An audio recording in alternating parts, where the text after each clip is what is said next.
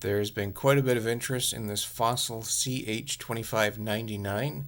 I've had a number of viewers ask me questions in my previous video explaining how to properly align the chronograph hands. They had some questions. They wanted to see a closer look, ask me how I like it.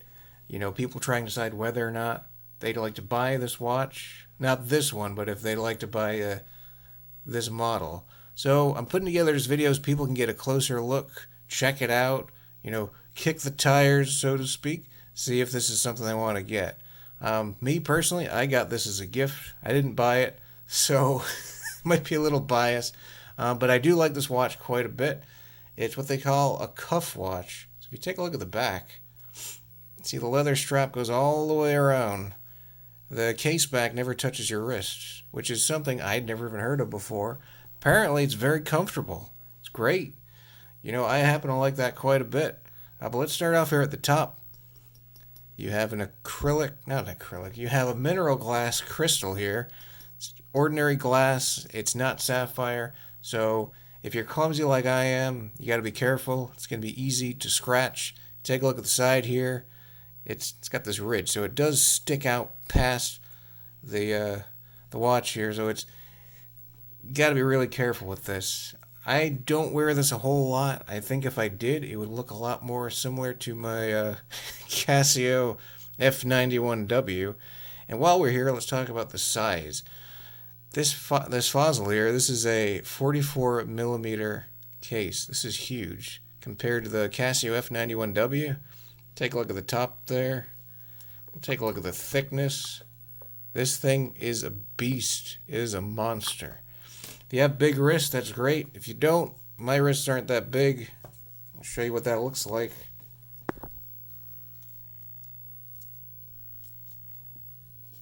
You know, it's fine. It's a little big for my taste. I don't personally buy watches that big. But, you know, you put on some long sleeves or something. Looks fine. It's a very nice watch. It has the tachymeter, which is not something I really understand how to use. So, not really something I worry about. It has the chronograph, of course, which can come in handy. You can get that started by pushing that top button. And, of course, that ticks away. You can stop it again, the upper button, reset it with the lower button. And those line up because we fixed that in another video. It has the date there. Today is the 9th. I haven't changed the date on this watch. But you do have it right there. It'll tell you what the date is if you're careful with that. Time is really accurate. You know, I may have lost a few seconds since I set this, I don't know, a year ago. So as far as timekeeping, it does a great job. As I had mentioned, it's on this strap that goes all the way around. You can, of course, take it off if you have the proper tool, which we do here. So we're going to pause for a moment. I'm going to pop this off and show you what it looks like without the strap. And here's the back of the watch. Of course, if you never take it off the strap, you're probably never going to see this until you need to change out your battery. But yeah, pretty easy. If you ever need to pop open the case back to swap out the battery changes aren't bad at all. I might put a video up on that if anyone's interested. But yeah, you can just unscrew this, and yeah, of course, it has a nice big crown here. It's one of the things that get a little tricky and fiddly. You get some watches, the crowns are very small and they're hard, especially if you have to wind them. They're hard to grab onto. This one's fantastic. You need to set the time. Works great. This watch, of course, has Lume on it. As you can see, I'm charging up with a UV light. I'll give that a little bit of a charge there. Take that away. And you can see everything that lights up. It's not bad. It lasts for a decent amount of time.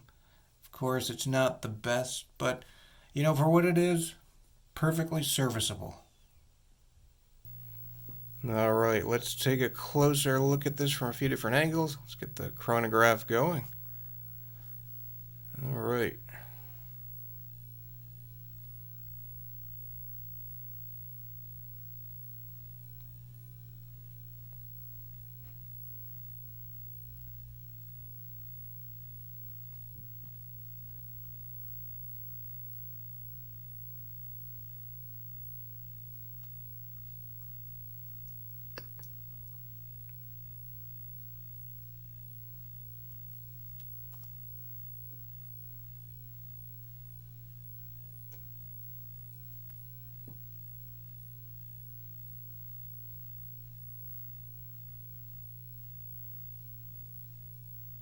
So yeah, that's a close-up look at this fossil CH-2599. If this is something you're interested in, you know, maybe this is something you're not interested in. I don't know. Me personally, jeez. I like it quite a bit. Is this a watch I would go out and buy for myself? Probably not. It's too big for me. Maybe this is something that you like. Maybe this fits you a lot better. But it is a nice watch, and I do like it. But yeah, it's hopefully this video helps you make up your mind on whether or not you want to buy one of these. If this video helped you out, please, by all means, let me know down below in the comments. Otherwise, thank you guys for watching, and I'll catch you next time.